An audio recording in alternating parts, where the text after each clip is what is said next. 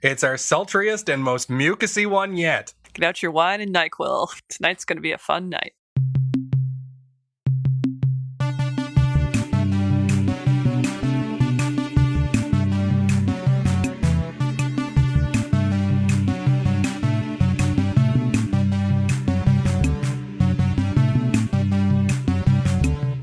Today we're doing 501, Warrior of the Lost World.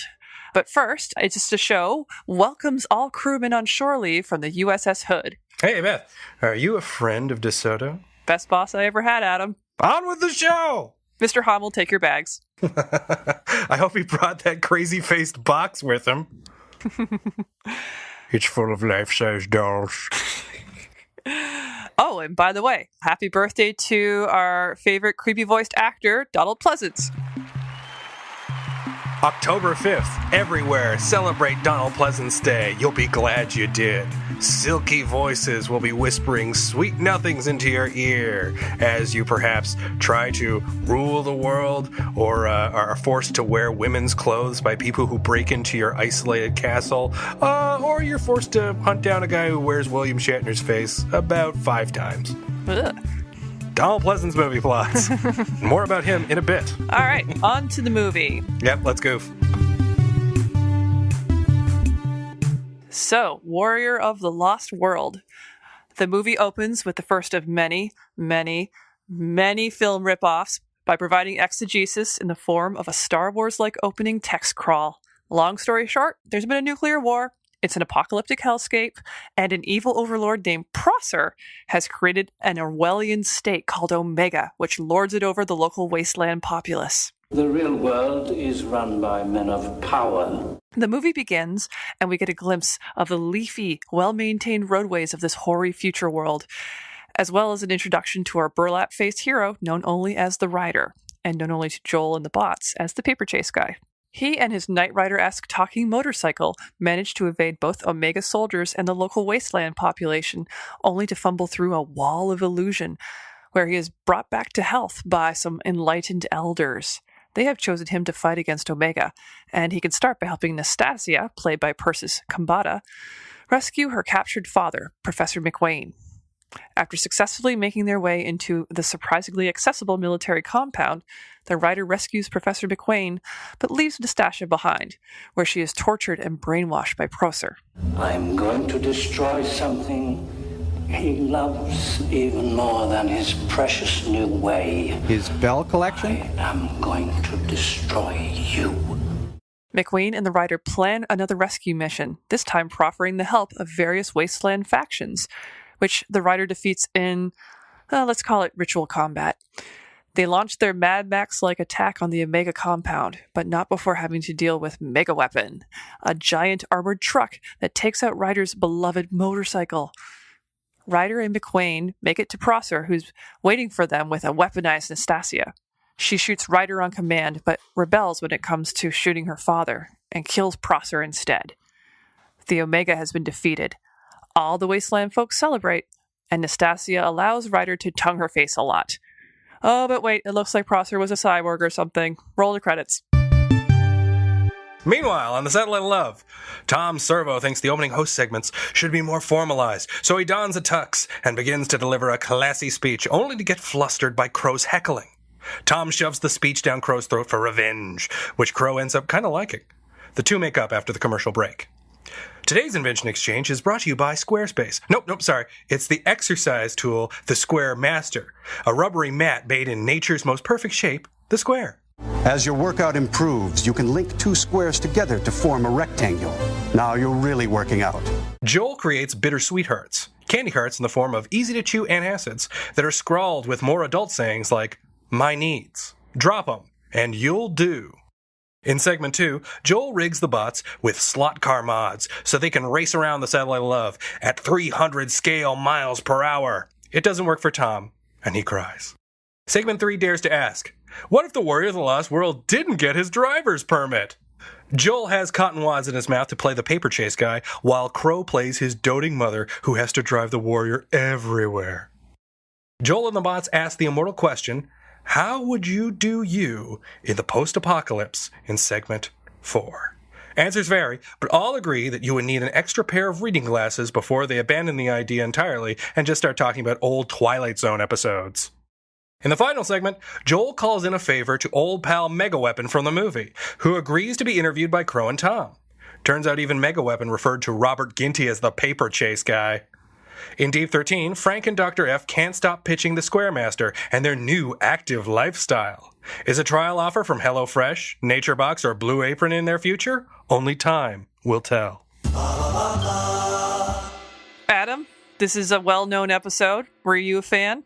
Yes, I remembered it fondly. I had this one on VHS as a wee boy when I was getting into the show, and I watched it numerous times. And upon rewatch, I think it holds up rather well, wouldn't you say? Oh, indeed. This is one of the best Joel episodes, I would say. And not surprising, I really feel like the show hit a high note in their 5th season. And there's so much good stuff in this particular movie. It's a mess in some of the most wonderful ways. Yeah, it's a classic Italian, low-budget, crappy Road Warrior ripoff. And I'm curious, did you have a particular favorite riff watching the episode? I pretty much loved anything to do with the Wasteland Gangs, and I'll get to that in a minute. But basically, there's all kinds of very thematically 80s Wasteland factions, and they all get together to brawl, and our not very fast-moving hero manages to get to the top, and the bots proclaim him Mayor of Loserville. I think for me, it's possibly a two-way tie of, in the final kiss scene when Robert Ginty meets Persis Kambata's lips, I think it's Joel who pipes in with, just close your eyes and think of Donald Pleasence. But I think just at the very beginning when we finally get like the title card, Warrior of the Lost World just explodes on the screen, and you just hear Joel go, "Oh, I don't know." But this movie itself, I think, would just be a joy to watch on its own, because the director, David Worth, and we'll get into this a little bit later, but he had to work under a series of constraints. And I'm actually kind of impressed with what he managed to do on what was obviously a very low budget. I would not say that he is gifted for like shot to shot or pacing or editing or any of that stuff, but he's good at an opening shot. He does some interesting stuff with architecture throughout this movie, which I kind of enjoy. There's this one shot from like a staircase, which is a perfect triangle. I'm like, okay, yeah. Maybe you should be a director of photography and not a director. And sure enough, that tends to be how he made his money. He was a cinematographer for a couple of like Clint Eastwood pictures before getting his directorial debut with Warrior of the Lost World. Oh, there you go. Although I do admire his creation of the Wasteland Gangs, which are listed in the credit as the Elders, the Amazons, the Geeks, the Mercenaries, the Truckers, and the Outsiders. Now, can you pick out what any of those were in the movie? Well, I assume that I missed one. There's the martial artists who were played by a bunch of white guys with headbands and pants and like, I think they were all wearing like red belts and no shoes and no shirts. Just running around the wasteland, waiting to dodge tires, I guess. Mom's lost Kenpo class. So when they infiltrate the like Omega complex, you just see all these like barefooted dudes just running around. It's like, what are they? How are they contributing? By the way, the mercenaries were the ones in beige. I don't know how they got matching outfits in the wasteland, but there you go. Oh, I would have just assumed that the mercenaries were the guys in black at the beginning of the movie. Okay, I'm going to explain to you. All right, so the elders, they're wearing sheets, and they're old. Yep. The Amazons are the women. Yeah, wait, what? Yes. If you are a woman in this wasteland, you are an Amazon. So Nastasia is an Amazon or an elder because she's in a toga at the end of the movie. She has a name, so she's not in any of these factions. Oh, Jesus. We've talked about the martial artists and how they get by barefooted. They come from the Kung Fu City. Yes. The Geeks were the ones with the Manic Panic hair dye. Oh, okay. The mercenaries were in the beige commando gear. Mm-hmm. The truckers were the rednecks. Yeah. I don't know who the outsiders are. I'm still trying to figure that one out. Maybe those are the guys in the black uniforms. They're the guys who are just outside of frame. Everywhere you look, it's actually a Lovecraftian horror, just outside of eyesight.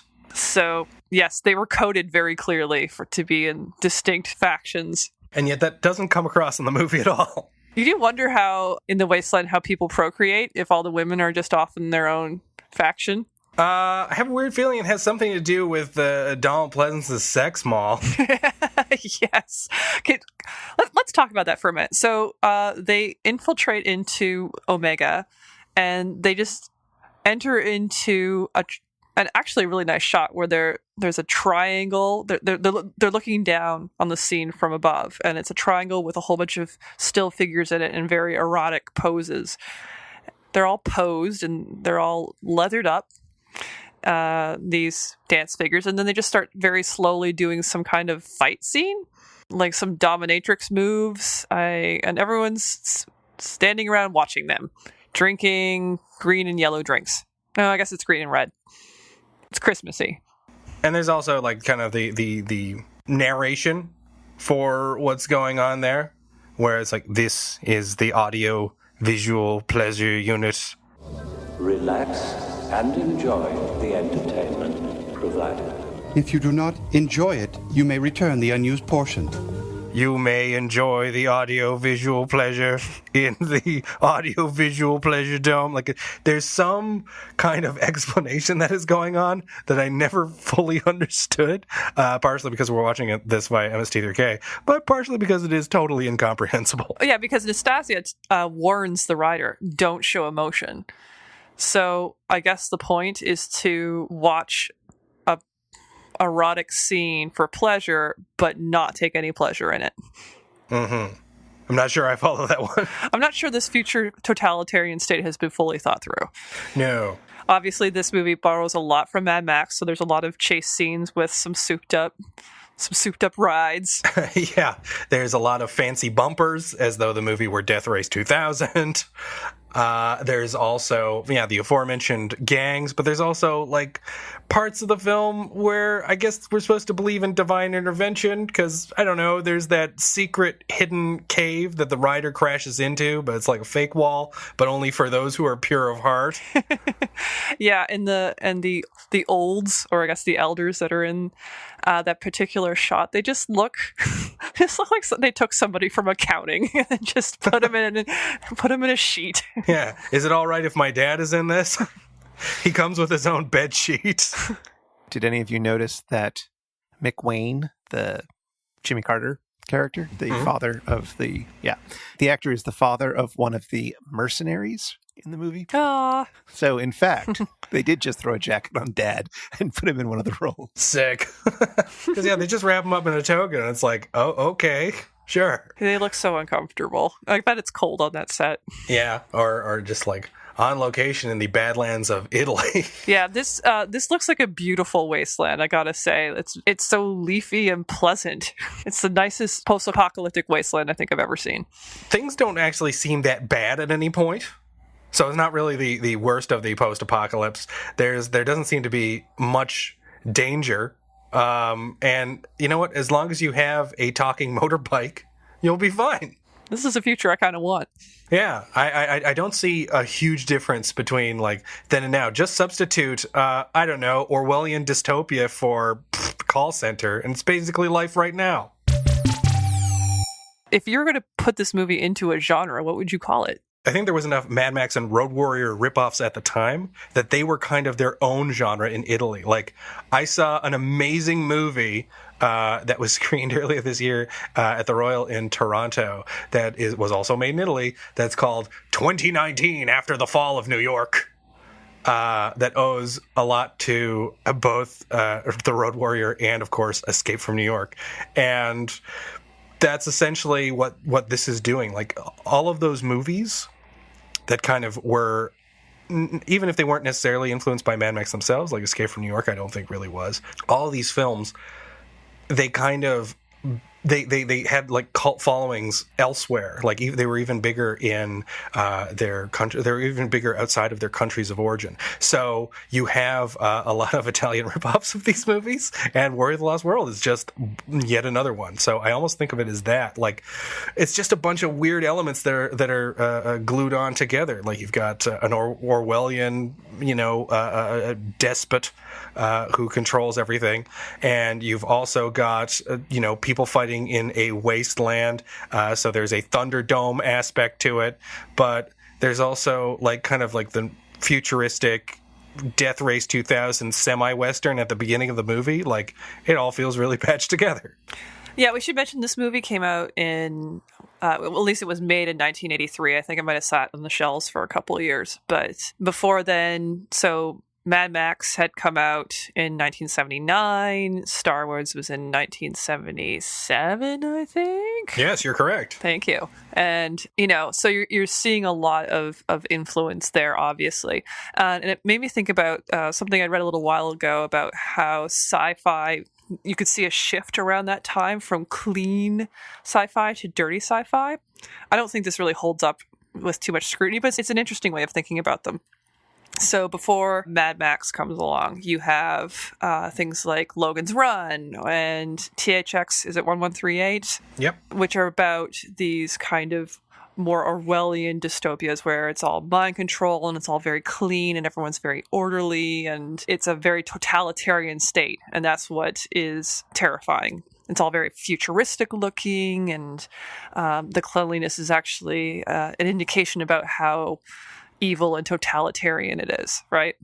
And then you have Mad Max come along and things switch into kind of a dirty sci-fi future where everything is filthy and the world is falling apart and there's no overriding power keeping everyone together, and you just have these factions that are just trying to survive, and it's just a question of like who manages to get on top for a little while. And Blade Runner falls into this a little bit because actual Earth is falling apart and everybody's leaving. So it's an interesting way to think about it. Obviously, you have movies that combine the two ideas. For instance, Hunger Games. You have like your wasteland people, and then the totalitarian state that's very clean and corrupt in the inside. So, which one was worse? Which dystopia would you rather live in, Adam? What, a filth pile or a really nice mall where I can't do anything? Yeah. Filth, please. See, I take them all. What? Oh, yeah. I like things clean. Yeah, but you could totally be your own person. And, you could probably end up meeting a lot of cool bikers. And, you could have a real nice communal life. Although I have a weird feeling that, if the apocalypse does happen, I'm just going to be one of those guys who runs around screaming at everybody. You're going to be someone's hood ornament. You know it. That's fine with me. I look good. If you have a body like this, you want to show it off. Mr. Pleasence. One thing this Omega Corporation does have going for it is Donald Pleasence. That's right. Now, I actually don't know a lot about this guy other than... Boo! Sorry. Get out. We don't care one little bit about you. He certainly did look familiar, and then when I looked up his Wikipedia, I'm like, oh yeah, he was in James Bond. You Only Live Twice, I believe, is the one that he is in. That's right. So 1967 with Sean Connery, so a classic, and he plays Ernst Stavro Blofeld. He's the one that created the trope of the villain who's in a swivel chair and swivels around, and he's stroking a white cat evilly. I have decided to ask for a little money in advance. I want this sum of $100 million in gold bullion deposited in our account in Buenos Aires. This would eventually be used to comic effect with Dr. Evil in the Austin Powers series. But I really don't know him from anything else. And the first thing I thought when I saw him is, he reminds me of Varys from Game of Thrones. Okay. I had to look up Varys from Game of Thrones because I mostly watch Game of Thrones for clips of Diana Rigg because she totally rules. But I don't see it just because Varys to me just looks like a bald guy. It's the way he talks. Oh, I see. He has a very Pleasence-like tonality to him. Oh, so he has that like deliberate elocution going on. Mm-hmm. Oh, okay. But from the looks of it, he's been in a lot of B movies, horror movies, so you might be more familiar with him as our horror movie expert. Well, I've seen a lot of Donald Pleasence's 234 IMDb credits. Whoa. Chances are, if you watch movies, you have seen him in something. Yeah, he was the first on-screen Blofeld. He was the guy who got eaten by white blood cells in Fantastic Voyage. Yeah. He played Dr. Loomis in John Carpenter's Halloween and several of its sequels. Yeah, he's been in a ton of stuff. I met him 15 years ago. I was told there was nothing left. No reason, no conscience, no understanding, and even the most rudimentary sense of life or death, of good or evil, right or wrong. But one of the things I think that's especially notable about Pleasence that you kind of touched on was his like slow, deliberate voice.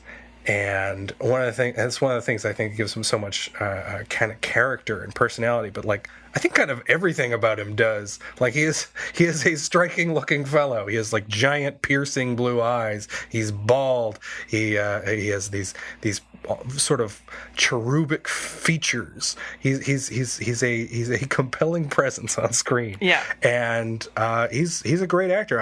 I've loved everything I've seen him in. He can be extremely subtle and extremely quiet. He can chew the scenery with the best of them. Like he's a Shakespearean actor or a trained stage actor. So he did it all. And as such, I have acquired a few bits of Pleasence knowledge that I must now share with you. These kinds of things have endeared him to me, Beth, and I think they will endear him to you. All right. Okay, so when he first got into acting, one of his idols was, and kind of a contemporary, was Laurence Olivier. And he had the pleasure of acting with Olivier a few times. Now, the time comes, it's 1979, and Pleasence is in the adaptation of Dracula that's being done by John Badham, and Laurence Olivier is playing Van Helsing. Pleasence is playing Seward, the keeper of the insane asylum. However, this is a lifelong dream for Pleasence. Being in a movie with Olivier. It may not be a lifelong dream. You may have done it before, but it's still nice. However, he realizes that Seward and Van Helsing all have expository lines of dialogue. They don't really have much in the way of personal lines. So, there's a very good chance that he could get cut or reduced to a cameo in the movie. Mm-hmm. And he does not want this because he wants to have all of his scenes with Olivier preserved because he's so happy to be working with this guy that he admires. Mm. So Pleasence comes up with a scheme and says to the director, you know what? This has never happened to me before. I'm so embarrassed, but I don't know how to play this. I just don't know what to do. I'm lost with this character. Tell you what I know this character is supposed to be played very seriously, but what if I just play him like he's super callous and gluttonous? Can I just eat in every scene? And Badham was so delighted that he's like, that's the greatest idea I've ever heard. Yes, Donald, you can eat in every scene. So Pleasence is like showing up in the frame, getting right to the focus of whatever the scene is, so that the eye is inevitably on him, and just starts slowly biting into things, and just weird food that he will produce on screen at that moment, and start to nibble at it. And it didn't occur to John Badham what Donald was doing until he got in the editing room, mm-hmm. and realized that if he removed so much as one frame of any of Pleasence's appearances, he'd have a huge continuity error because of the food, and would have to keep every single moment or lose the scene entirely. Genius. Yeah, Donald Pleasence was a total scamp, and I loves him. Come on, sit down. Sir John. Not too bad. Kangaroo. Last recording, you revealed that you had the off-brand Pure Moods, and it turns out that Donald Pleasence has an album, and I own that. Turns out I own it. Yes, in a shock twist of events, I do own the Donald Pleasence album. He wrote a children's book called Scouse the Mouse. Yes, which was animated by a Canadian dude who I'm pretty sure did the Cat Came Back short that is quite well known. Oh, cool! I've never seen the animation. I've only seen pictures of the book, and some of that is used as artwork on the album version, in which this short little kids book that I imagine was only 6 to 10 pages with big drawings, painted drawings on them, like those old kind of golden books. Instead, it's a full-blown musical in which Ringo Starr plays Scouse the Mouse, a mouse with a dream. And the whole thing is narrated using the original text that he wrote by Pleasence himself. So nothing really gets a pop album going quite like Donald Pleasence dryly intoning, "They all spoke a language called animal." They spoke a language called animal, which no human being can understand. That was a good Pleasence. Thank you. I was really disappointed that as great as Trace is with the impressions, he could not do a good Donald Pleasence. He just kind of did a generic British guy. He's got such a unique voice. How can no one imitate that? And all those battling monarchs blustered along and came and tried.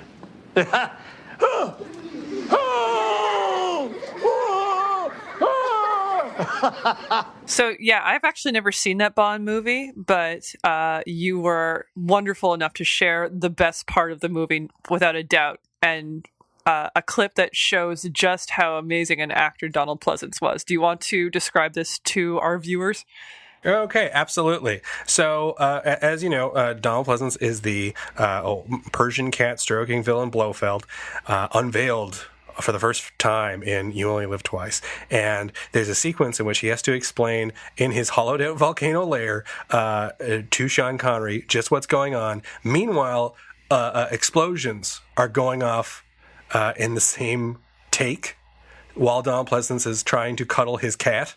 The cat is noticeably alarmed and begins to dig in and start wriggling around. Donald Pleasence holds the cat firmly while still delivering the speech without missing a beat, even though if you see how hard the cat is digging into Pleasence's Nehru jacket, Donald is clearly bleeding by the end of the scene. Yeah, no, this cat is freaking out, justifiably so. It's trying to do everything it can to get away. I'm actually amazed it didn't, hiss and scream a little bit, but it's just get me out of here, get me out of here, get me out of here.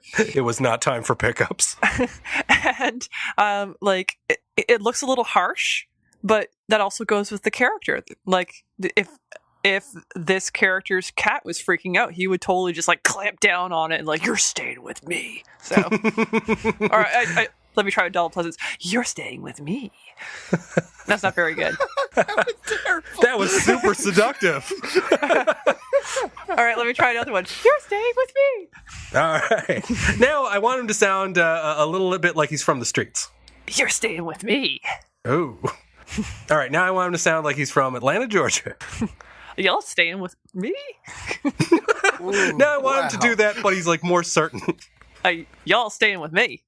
All right, now I want him to say that, except the same voice. No, we've gone too racist already.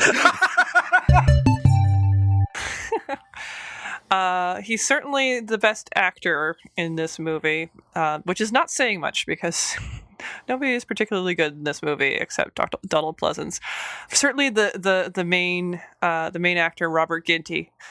He's a lifelong actor, and I'm sure he's good in other movies, but in this, he was not great. And he just had a very marbles in the mouth kind of presentation that really, I know in the 70s, 60s, and 70s, the anti-hero was a real thing, but it's really hard to like this guy. And I have to say that's one of the reasons to watch this particular episode is that the segments are so strong.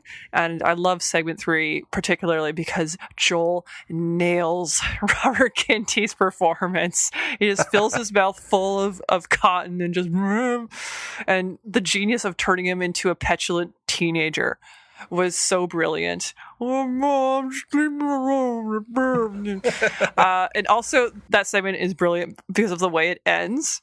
If people haven't seen it, basically, Robert Ginty is playing a teenager who just failed his driver's license, and his mom is kind of annoyingly trying to make him feel better, and then a friend in the family comes over and says hello, and is played by Gypsy.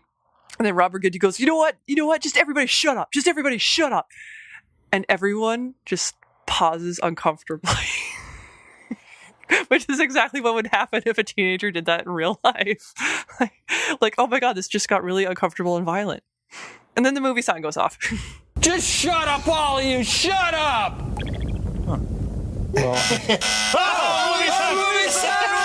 That is one of the things that I loved about that sketch, is that it ends on a note of desperation and frustration. Yeah.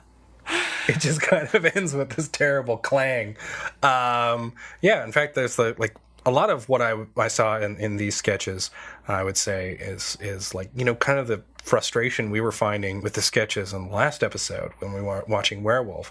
It's, where something was often presented in a desperate kind of like flop sweat sort of way, is that here they've come up with like really clever ways of handling all of those sketches, where, you have the Warrior of the Lost World is presented as a sketch on the Steve Allen show, and then you have the sketch not ending with a punchline, but ending on a dramatic note, and then later on, when they're talking about the apocalypse, it just devolves into chat about old Twilight Zone episodes. Yeah, the sense that they're kind of coming apart a little bit. Like, the premise of this entire show is that these movies, watching too many of them will eventually drive you insane. That's the Mads evil project. And in moments like this, it actually feels like, yeah, their psyches are slightly starting to unravel a little bit. And I think it's really clever that they make little nods to that every once in a while.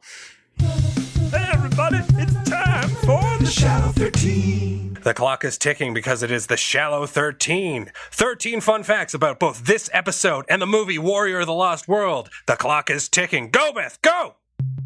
When the producers of Warrior of the Lost World tried to sell the film to investors, they hadn't shot a single scene.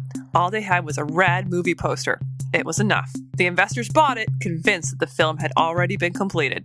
Surprise! Warrior of the Lost World didn't have a script. Director David Worth whipped up an outline and a storyboard, and the dialogue was more or less improvised. Bigger surprise, this is essentially how Mad Max Fury Road was made. According to IMDb, David Worth was an extra in Season 6, Episode 9, The Skydivers. According to David Worth's website, there is no mention of Warrior of the Lost World or Skydivers on David Worth's website. Before acting, Persis Khambatta won the Miss India and Miss Universe contests of 1965. She wrote a book about all former Miss Indias titled Pride of India before her untimely death in 1998. Khambatta is best known for her role as Lieutenant Illia in Star Trek The Motion Picture. Lieutenant Illia was basically Counselor Troi, except instead of being super empathetic to emotions, she was super empathetic to sex. So she's even more of a Gene Roddenberry boner dream than Troi was. Sad, really. Ugh, he was such a horn dog. After making her break in Hollywood, Khambatta lobbied producers to cast race-appropriate actors for roles of color instead of white dudes in blackface. Despite this episode's many references to long-forgotten law school drama The Paper Chase, Robert Paper Chase Guy Ginty is mostly remembered for his violent, low-budget B-action picks, like Whitefire, Mission Kill, and the Exterminator films. In the Slot Cars sketch, Tom complains that he couldn't beat Margaret Dumont. Joe, this is ridiculous. I couldn't beat Margaret Dumont. Dumont was a long-suffering straight man in numerous Marx Brothers movies. Tall, sturdily built, with a wobbly, aristocratic voice, she was referred to by Groucho as the fifth Marx Brother. Steve Allen, who Tom imitates in segment 3, is best remembered as a comedian and one of the inventors of the late-night talk show. But he was also a prolific songwriter. He wrote over 8,500 songs in his life, and once wrote 400 songs in a single day before a few hundred spectators. At one point, there's a scene with several women all dressed in white, walking like drones to infiltrate Omega's headquarters. Joel compares this to Margaret Atwood's novel The Handmaid's Tale. At least something about this future dystopia is coming true. Crow's riff, The Computer Wore Platform Shoes, is a nod to Kurt Russell Disney comedy The Computer Wore Tennis Shoes. Russell's first film to break his squeaky clean Disney image was Escape from New York, alongside, you guessed it, Donald Pleasence. In the Amazing Colossal episode guide, Mary Jo Pehl notes that their writers are particularly proud of the end of the movie where the camera pans through a bleacher full of people and servo riffs on every one of them. She also notes that the glorious ending has, in her words, a beefy-faced paper chase guy laying a big wet one on Persis Kambata in a kissing scene guaranteed to traumatize even the most hardened maker-outer. And that's time! I just want to note that the computer wore platform shoes, not quite accurate. This particular actress is wearing wedges. Oh. Is that a thing? Yes, it's a type of heel where the heel is closed in. Oh! Yes. Which brings me to another thing I would love to bring up. The other big highlight of this movie I found is an actress named Gerreta. Have you heard of her? No. All right, so even in this movie, I had to do some digging because she is credited in the movie as one of the Amazons named Jana Ryan. But that is a name that she ended up changing later on to Gerreta. Okay. So she is from Portland, Oregon, and she is an actress, and she ended up going over to Italy at this time and doing a lot of horror movies. She's a big fan of horror movies, and she ended up working with Dario Argento. So, not too bad a person to work with. In a sense. And then she ended up getting more interested in directing, and she went off to Ireland and did a bunch of stuff there. And now she is currently back in Portland, Oregon.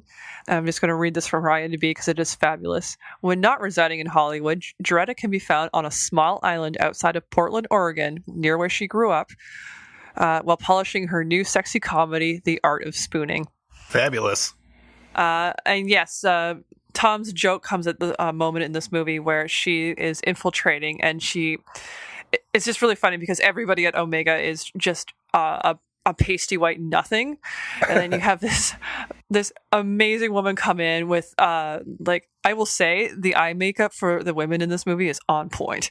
So she walks in with these amazing coal eyes and stacked up dreadlocked hair, and she's wearing these shiny open-toed wedges, and apparently nobody notices, which is a tragedy. She also punches out the writer at some point, and I really liked her for that. Oh, good. That earned applause from Joel and the bots, as well as anyone watching the episode. I will say she is still around, and she's on Twitter, and if you follow her on Twitter, you get an automatic DM. Thanks for hunting me. All horror, all the time. Oh, that's terrific. This sounds like the best person ever. Yeah. We've talked a lot about great riffs in this episode, and there's one particular strange one that we had to do a little bit of digging on that's totally worth pointing out. Do you remember the bit where Joel and Tom go back and forth about the dry, hacking cough and your scope, and your Robitussin? Every cough syrup, mouthwash, decongestant that you drink is red or green. Green, yeah. Remember my breath? Mm-hmm. Remember how it used to be? Ooh, it stunk. I mean pew. P-U. Yes, and it was clearly referencing something. Yeah, but were you as perplexed by that as I was? I was like, I bet this is really funny if you know what it's referring to. Mm-hmm.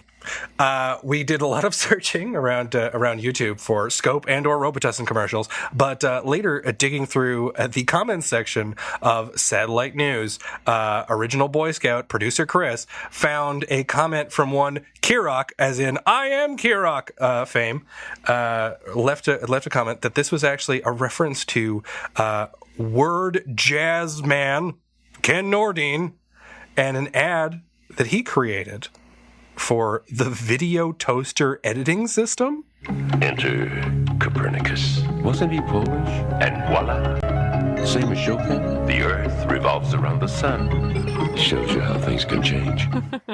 So there's like an hour-long kind of infomercial going over the video toaster, which was just a very early but inexpensive form of doing like graphics and more complicated editing than you can do with videotape, that was done, I think, on Amiga computers back in the late 80s and early 90s. Yeah, so the first kind of movement into digitized editing processes. And fun fact, created by Dana Carvey's brother. Oh. The basis for Garth was the video toaster creator. If you want to see this mind-blowing... Wait. I've got a great idea, Beth. I've got a great idea. Tell me if it's stupid. I've literally just had NyQuil. Okay. I'm on my second glass of Chardonnay, so we'll see. Yeah. There's NyQuil in that, too. Anyway, what if we did it like the ad? If you want to see this video... Or is that terrible? I genuinely don't know. All right, so, okay. If you want to see the video, we'll have a link. Oh, such a good link. In our show notes. You'll find those on the website. To this very special infomercial. So special. Seriously, you'll get this bit when you check it out, guys. The bit only makes sense in context. So, Adam, this movie had a lovable robot buddy named Einstein the motorcycle. Did you find Einstein as endearing as I did? Did you actually love Einstein? You know what? I can... Yes. Backpedal more. I can't wait to hear this. I like that Einstein was gender indeterminate. Mm-hmm. Which is kind of further underlined by their penchant for a certain kind of slang. Why didn't you see that wall? Like, what wall? And? He's got Laurie Anderson in there. Which we were trying to figure out. So he says things like and tubular.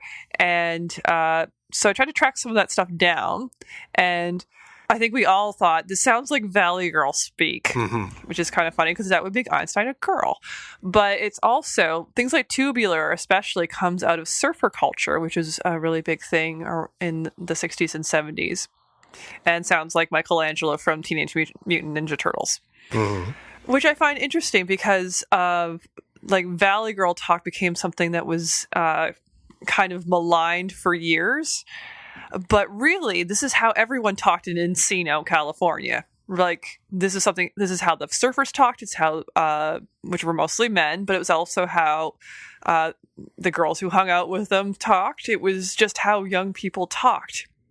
And I find that interesting because surfer speak is endearing, but Valley Girl speak is maligned. Like, it's something that is made fun of. Probably inspired by the Frank Zappa song called Valley Girl, which I listened to for the first time, and it's very mean-spirited.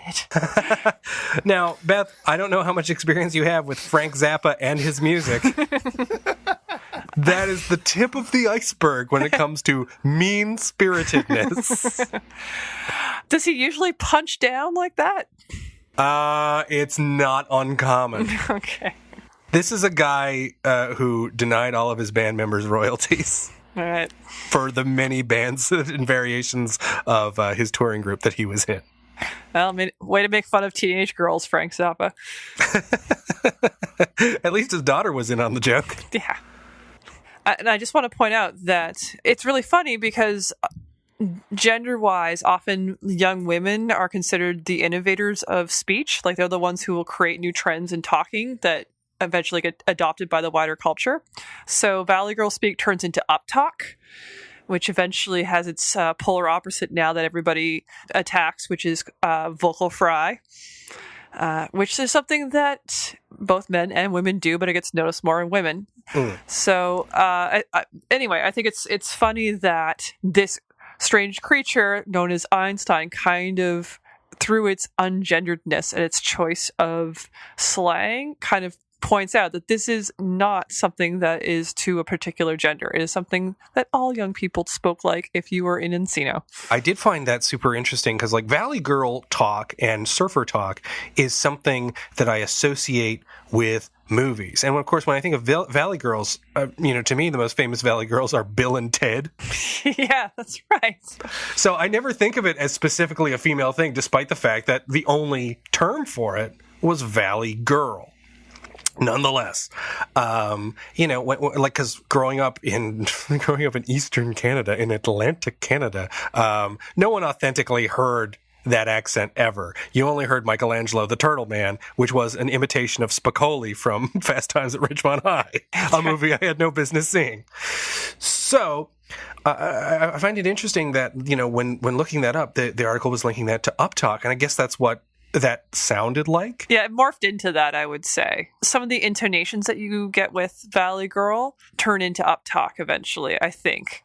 That would be my theory as not a linguist, but what people were noticing anyway shifted from Valley Girl, whatever, to now I talk like this because I never want to conclude on anything definitive, So, but I would just say it's just whatever people are noticing is irritating that women do. Oh, I find that interesting because it's when you were just doing that up talk, I can't even do it, but there's that. No, I'm sure I do it in casual speech, but it's funny. When I think back to surfer characters and Michelangelo sound-alikes, and just kind of the Valley, what that sounds like. You heard that accent, so I always just thought it's that's just what people in the Valley sound like, and I never thought about it. Because if you've ever heard Thomas Hayden Church, who is the star of Sideways, if you pay attention to Oscar-winning movies, he's the star of George of the Jungle. He plays the bad guy. If you pay attention to Brendan Fraser movies, and he was the star of a TV show called Nen Stacy. If you're a total dork, I love Nen Stacy. Dork.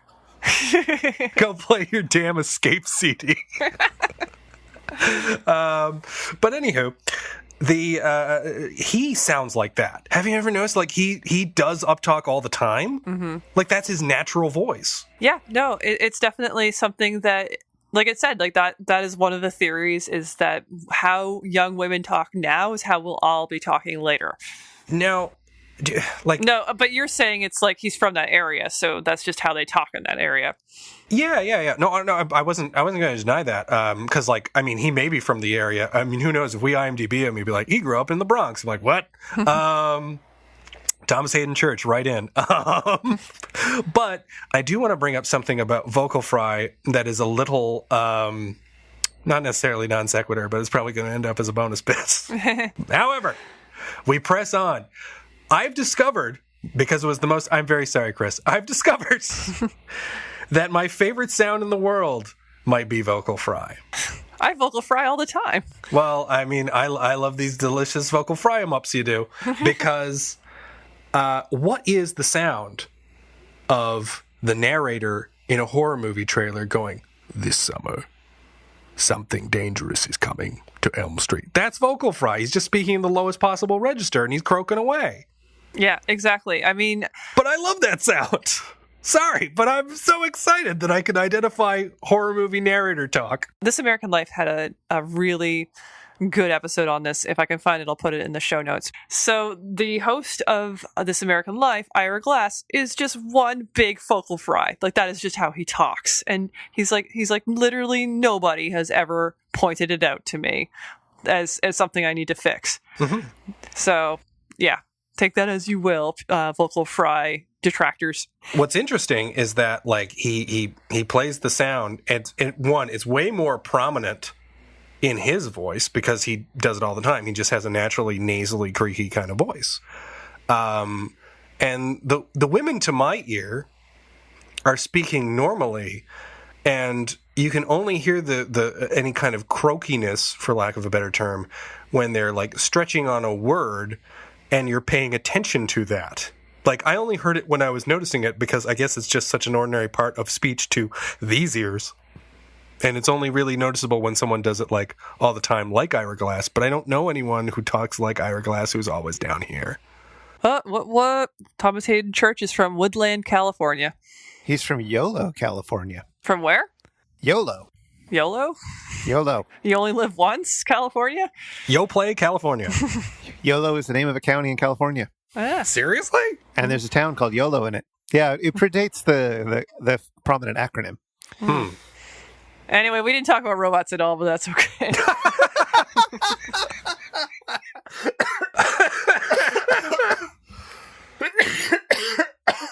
I hope that's not coming through the mics there. I'm giving Chris my sickness. You didn't even mention Megaweapon. No. No. He's just a truck. I know, they get really excited about him, but yeah, they're way more excited. But then again, it's like, I guess in the 1970s, like people who are older than we, such as Joel and Conan O'Brien, are very excited about Killdozer, which gets referenced in this episode. I have never seen Killdozer, but it's just a bulldozer. All right. Shall we just jump to the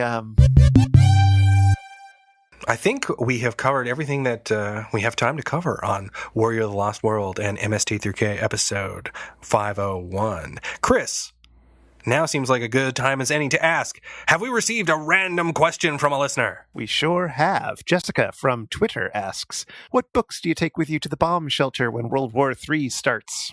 Do we have a book limit? I know that's not part of the question. One each is ideal, but, play it as you feel. I might be able to help this. So my husband has become a little bit of a crazy survivalist, and he has researched this answer. If you have a nuclear bomb go off, it takes about 2 weeks for the worst of the fallout to dissipate. So 2 weeks worth of reading. Okay. And then you can leave your shelter and create your life in the post-apocalyptic hellscape. Yeah, just totally nude with the Terminator 2 glass. Yeah. Okay, well, I definitely know what book I would take. My favorite novel is Legion by William Peter Blatty. I don't know if you have ever read it. No. It is a semi-sequel to The Exorcist, which, of course, Blatty also wrote. And it essentially starts off as just a follow-up to two supporting characters from the original book and also the original film. The Detective Kinderman, who... Again, if you've only watched the movie and went, oh yeah, the detective, I'm very surprised. As well as the priest who delivers the last rites to the fallen Father Karras at the end of The Exorcist. So these two minor characters, they've grown old and they have these long conversations about God and the purpose or lack thereof in life that are really funny, grumpy old men conversations.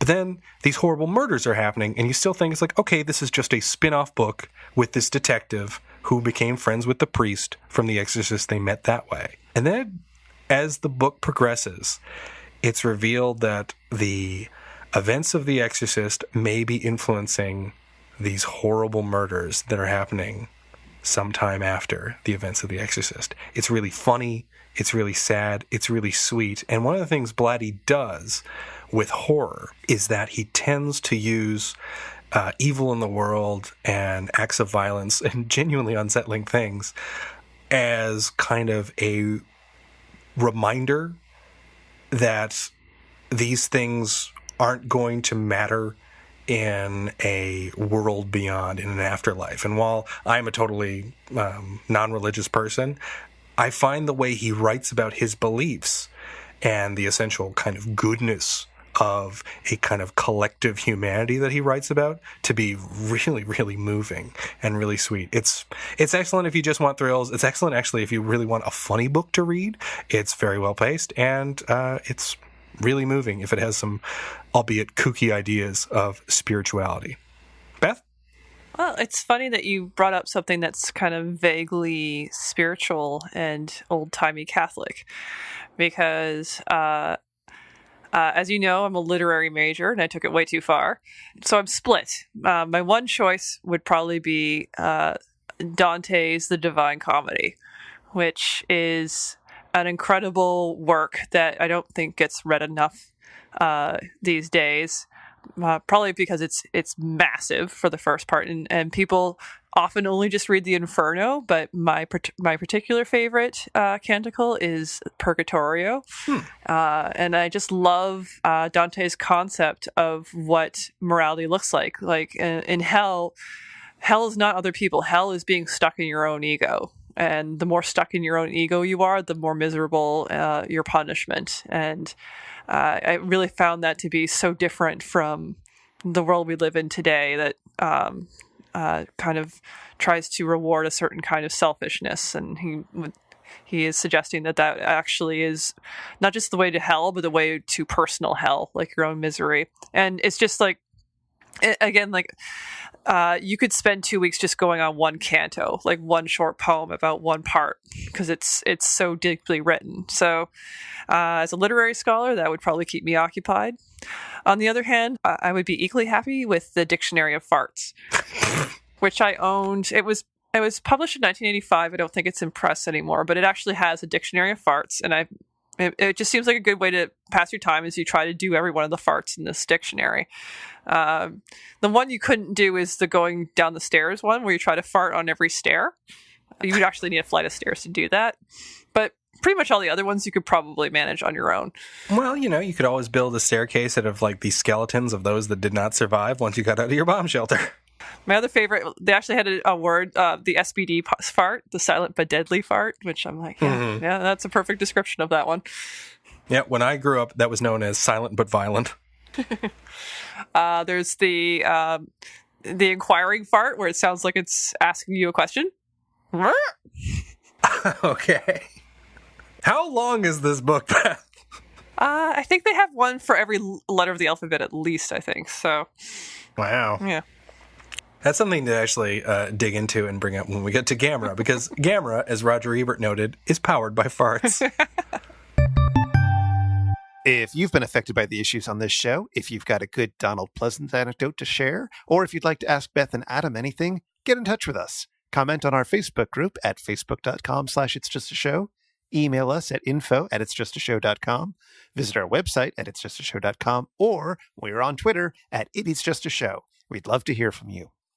Thank you to all our Patreon supporters. You can support It's Just a Show and access some superfan bonus bits by going to itsjustashow.com/Patreon or patreon.com/itsjustashow. And if you want to follow up on anything that was mentioned this time around on It's Just a Show, you'll find links in our show notes at itsjustashow.com/episode/14. So producer Chris, we are doing this at an unusually late time for us, and we're getting kind of sleepy. So maybe we should wrap it up, and you can tell us what our next episode is. All right, I will, so that you can go to bed. So I went around and I asked the elders and I asked the Amazons. I asked the geeks and the martial artists. I asked the mercenaries, the truckers and outsiders. And after a bit of a scuffle, they all agreed that our next episode should be Season 11, Episode 6, Star Crash. Ooh. Beth, do you remember this episode? No, I haven't watched it yet. I've been saving it. Ooh, well, this will be very exciting. Yeah, this will be another return to the new series, our third. And also, I have watched this movie Unmisted before. You got... I don't know how many that makes now. I think we need to do a new segment where, what did Adam think before he saw this show Misty? I think this movie totally rules. It's Star Wars with David Hasselhoff. It's got David Hasselhoff? Caroline Munro shows up dressed as a lady vampire, but she's sort of a Princess Leia as an action movie character, like more so than she was in the original Star Wars.